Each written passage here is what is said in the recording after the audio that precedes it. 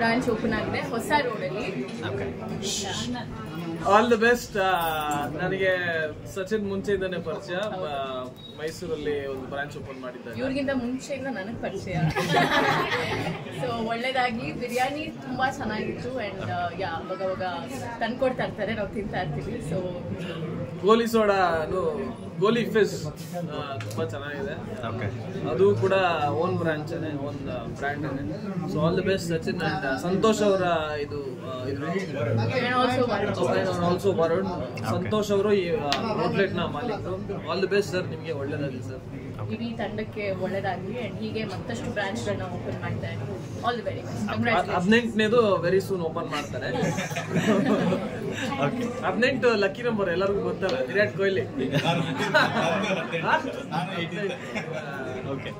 ಬಿರಿಯಾನಿ ಅಂದ ತಕ್ಷಣ ನಿಮ್ಮ ಬಿಗ್ ಬಾಸ್ ದಿನಗಳು ಏನಾದ್ರು ಜ್ಞಾಪಕ ಬರುತ್ತಾ ಮೇಡಮ್? ಸರ್, ನಾನು ಬಿಗ್ ಬಾಸ್ ಮನೇಲಿ ಒಂದೇ ಸರಿ ಬಿರಿಯಾನಿ ಮಾಡಿದ್ದೆ. ಸೊ ಬಿಗ್ ಬಾಸ್ ಮನೇಲಿ ತುಂಬಾ ಜನ ಕುಕ್ ಮಾಡೋರು, ಬಟ್ ನನಗೆ ಪರ್ಸನಲ್ ಫೇವ್ರೇಟ್. ತುಂಬಾ ಜನ ಏನ್ ಮಾಡ್ತಾ ಇರ್ಲಿಲ್ಲ, ಅದೇ ಒಂದು 4-5 ಜನ ಕುಕ್ ಮಾಡೋರು.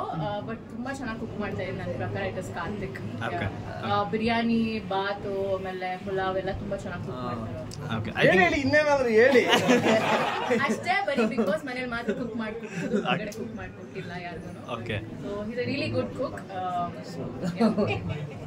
ಅದ್ ನೆನಪಾಗುತ್ತೆ ಬಿರಿಯಾನಿ ಅಂದಿದ ತಕ್ಷಣ. ನೀವಿಬ್ರು ಬಿರಿಯಾನಿ ಲವರ್ಸ್ ಅಥವಾ ಡಯಟ್ ಏನಾದ್ರು ಪ್ಲಾನ್ ಮಾಡ್ತೀವಿ?